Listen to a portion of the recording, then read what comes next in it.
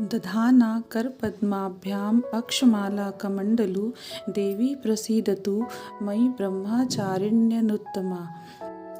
माँ दुर्गा की नव शक्तियों का दूसरा स्वरूप ब्रह्मचारिणी का है।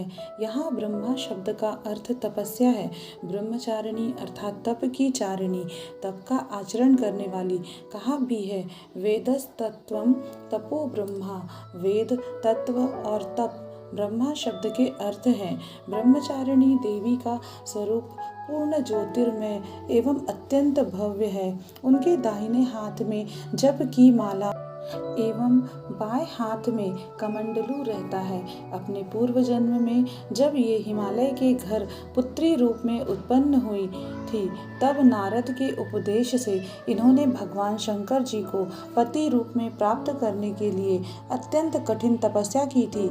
इसी दुष्कर तपस्या के कारण इन्हें तपश्चारिणी अर्थात ब्रह्मचारिणी नाम से अभिहित किया गया।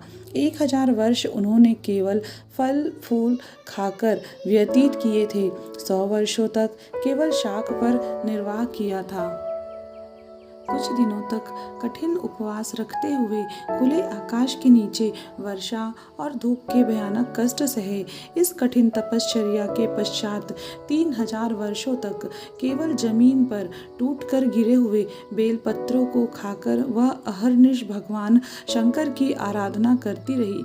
इसके बाद उन्होंने सूखे बेलपत्रों को भी खाना छोड़ दिया। कई हजार वर्षों तक वह निर्जल और निराहार तपस्या करती रही। पत्तों को भी खाना छोड़ देने के कारण उनका एक नाम अपर्णा भी पड़ गया।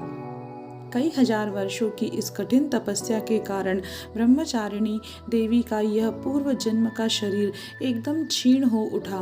वह अत्यंत ही कृशकाय हो गई थी। उनकी यह दशा देखकर उनकी माता मैना अत्यंत दुखित हो उठी। उन्होंने उन्हें इस कठिन तपस्या से विरत करने के लिए आवाज़ दी, ओ माँ, अरे नहीं, ओ नहीं। तब से देवी ब्रह्मचारिणी का पूर्व जन्म का एक नाम उमा भी पड़ गया था। उनकी इस तपस्या से तीनों लोकों में हाहाकार मच गया।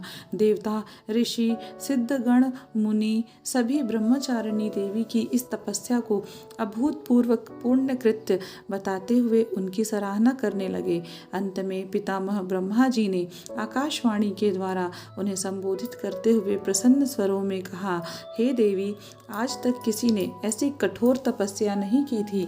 ऐसी तपस्या तुम्ही से संभव थी। तुम्हारे इस अलौकिक कृत्य की चतुर्दिक सराहना हो रही है। तुम्हारी मनोकामना सर्वतोभावेन परिपूर्ण होगी। भगवान चंद्रमौली शिवजी तुम्हें पति रूप में प्राप्त होंगे। अब तुम तपस्या से विरत होकर घर लौट जाओ। शीघ्र ही तुम्हारे पिता तुम्हें बुलाने आ रहे हैं। माँ दुर्गा जी का यह दूसरा स्वरूप भक्तों और सिद्धों को अनंत फल देने वाला है। इनकी उपासना से मनुष्य में तप, त्याग, वैराग्य, सदाचार, संयम की वृद्धि होती है।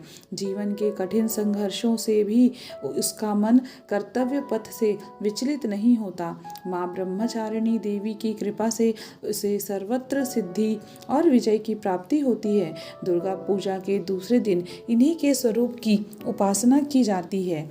इस दिन साधक का मन स्वाधिष्ठान चक्र में स्थित होता है। इस चक्र में अवस्थित मन वाला योगी उनकी कृपा और भक्ति प्राप्त करता है।